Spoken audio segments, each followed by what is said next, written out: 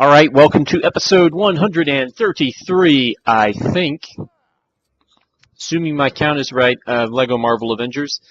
And we are back hunting gold bricks, this time with the Human Torch, and apparently the Squirrel Buster.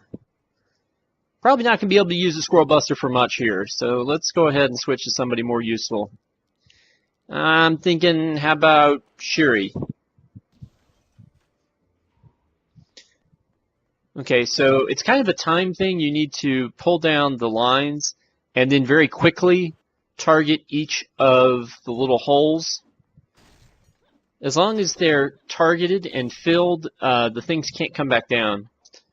Then you just bounce off the trash can and do the little acrobatic stuff to pull down each of the switches. And I think you can see where the gold brick is going to come from. So yay! Victory for me!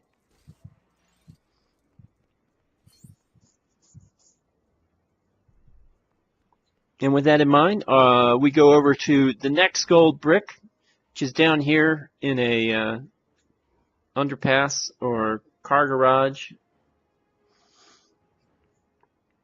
And unfortunately, we need somebody who can blow up silver stuff, and that is not the Human Torch.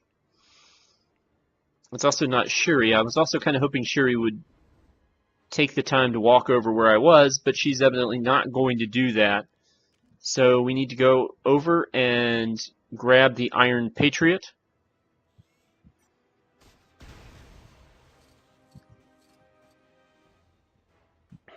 And produce a vent. So she's still not catching up with us, so we're going to have to switch over from here, grab the vision, and go inside the area here, in which case we have some more stuff to do.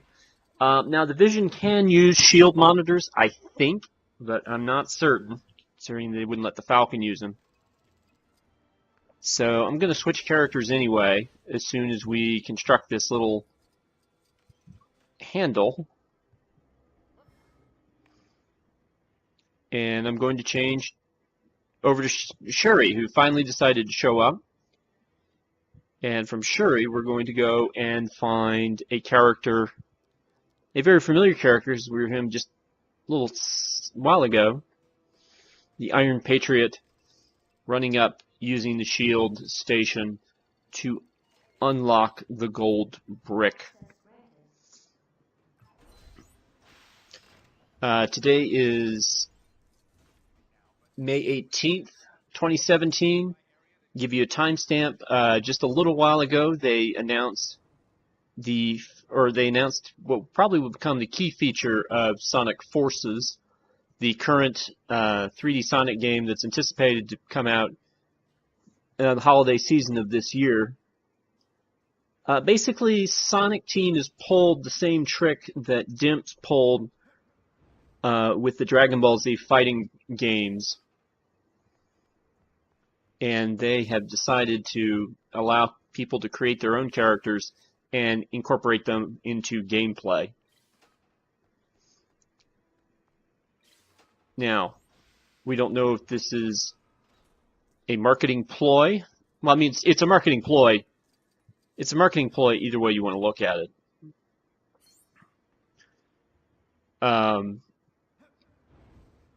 But you know, there's always a little concern with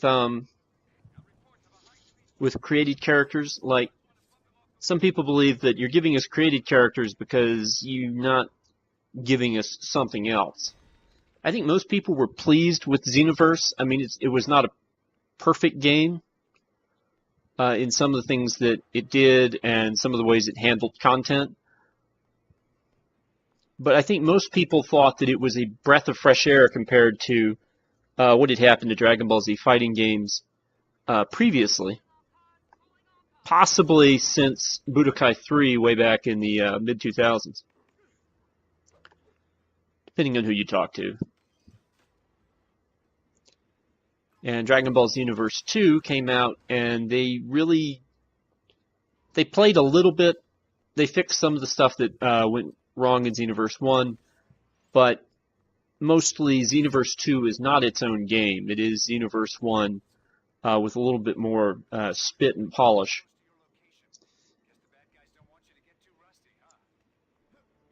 And so, you know, Sonic Forces, I think, is along the same vein. They're going to give you character customization, so you can't. One of the questions people always have is, well, who should be the cast of a Sonic game?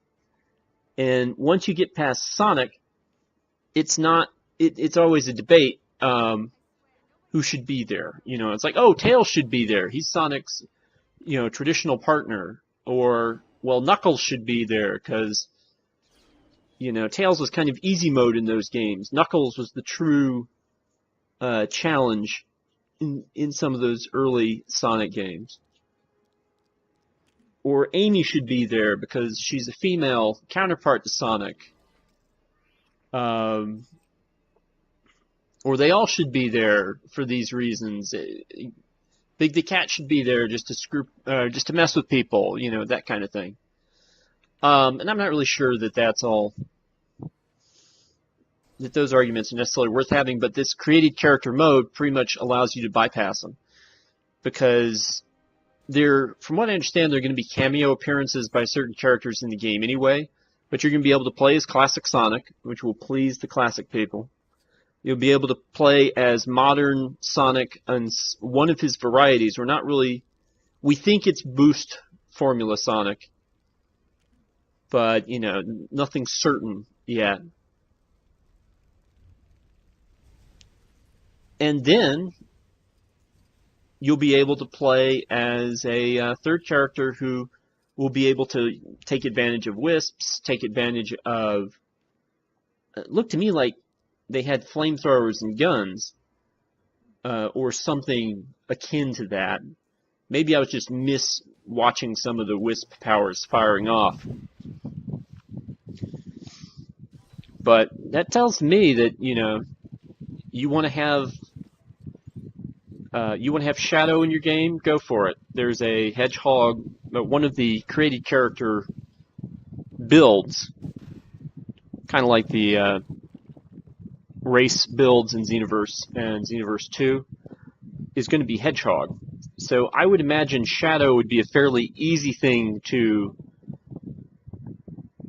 create. And also, if they're going to create characters, it's possible that the other characters that are common to the franchise may show up as DLC and stuff that you can use in your game. Maybe not in the story mode, but like after playing through the story once, you can replay stuff with those characters. But even if it doesn't do that, I mean, I think that you could find a way to create again, in my way of thinking, a shadow character of your own. There's going to be a bear, so you could create Bark the polar bear potentially. A wolf, so maybe Fang the sniper. You know, so there's going to be options for you. And the question is, will those options amplify the gameplay, or do those options exist to make you ignore the gameplay? This is another way Sonic games have kind of gotten into trouble, because what happens is you make a Sonic game and you discover that it's 3 hours long. And so your question is, okay, well, how the heck do I make it longer than 3 hours so that there's more content to justify a $60 price tag, or whatever the price tag would happen to be? And for Sonic Unleashed, they made the decision, you know, to include the Werehog, give you a different play style that, you know, made the game, I think, twice as long. Sonic Generations, they gave you Classic Sonic, again, to make the game longer. You know, Sonic 06, they gave you 3 different stories, but you basically were doing all the same levels, just with different characters. And so that didn't necessarily work, but again, the idea was it made the game longer. Sonic Heroes, you know, they made you play through 4 stories because they were trying to get the game length longer. Shadow the Hedgehog, they were trying to get you to play the game longer, so they gave you 10 paths that you had to travel through out of 325 potential paths. I think this angle is probably a better way to do it. So I imagine that the Sonic, if you were to play through, and I don't know what the story mode's going to do, or if the characters are going to switch, you know, if it's going to be a Sonic Adventure 2 kind of thing where you play as one character then play as another. I think the best way to do it would just be to have 3 individual campaigns, similar to how they did it in Sonic 06, and since the director of Sonic 06 is in charge of the game, it's a good chance that that might be it. But, you know, you'll have a classic Sonic campaign that will take maybe 2 hours, because classic Sonic games never last too long once you get good at them. And then the modern Sonic campaign will probably be 2 to 3 hours of its own. And then, you know, you get, I would say, you know, another 3 hours out of the custom character campaign. Particularly since they're going to make things that you can do with your custom character like unlockable, and you got to find them in stage and that kind of thing. So that'll also sort of round out the game time. But it'll round it out in a way that it's not necessarily seen like a chore. You know, whereas when you were playing Sonic Heroes and you got to the Chaotix and you were just kind of tired of seeing the same levels over and over again, that you may have missed the fact that they were having you do something just a little bit different.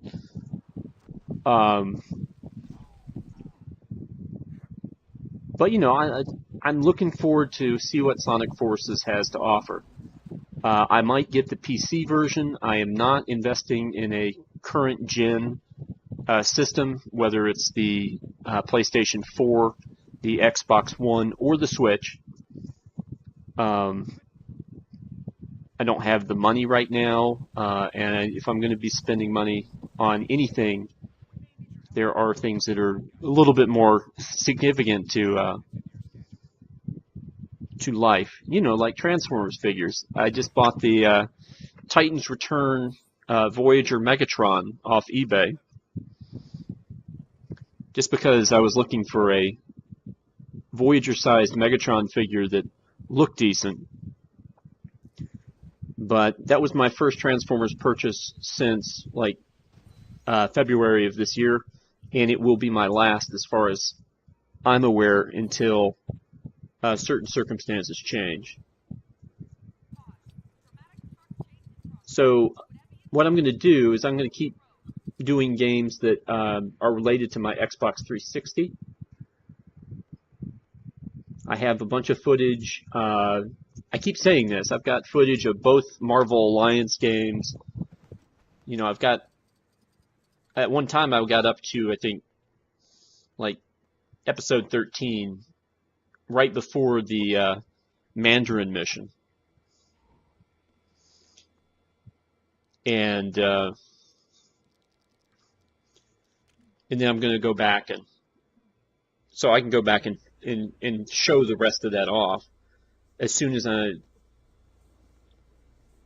done with these Lego Marvel Avengers videos, which we're getting very close. I think we might be one episode away from the finale. And even though, you know, I would have played a lot of Lego Marvel's Avengers up to this point, you can see based on this little puzzle here that there are things that I still don't quite get. So the mind control and the jumping precision, you know, not being able to quite see where I'm jumping to because I can't move the camera with the mind control thing going on. Yeah, have fun with that. That's going to be on the screen for a little while.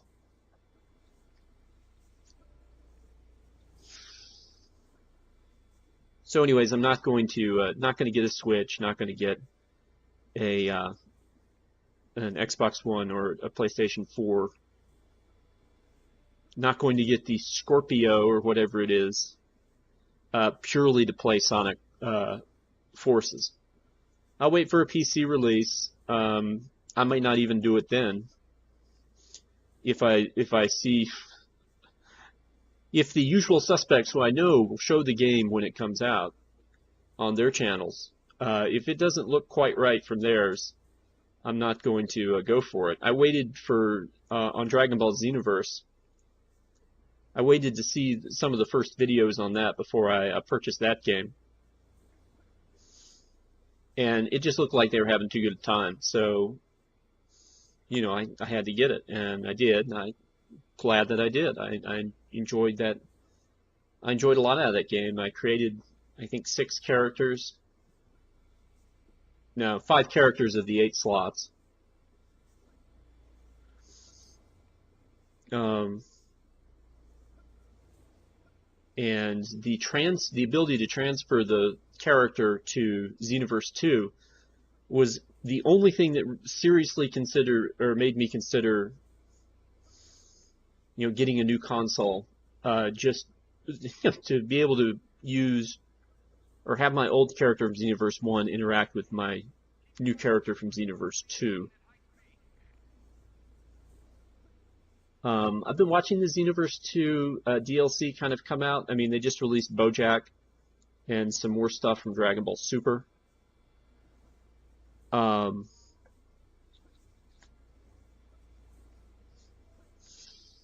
So they're still releasing stuff. I think that the final DLC that drops for Xenoverse 2 will be the ability to play the character that you imported from Xenoverse 1. I think that, you know, all the coding for all the moves and all that stuff is there. It doesn't seem like it would be that hard to do for them. But I think they're going to wait until the very end before they do that. All right, well, we finally got off of all these jump platforms, and it turned out that it's an Ultron box. So we need Ultron to open up the box, get the gold brick, and set us up for what could be the finale of LEGO Marvel Avengers, and I will see you guys then, whenever that might be. Take care.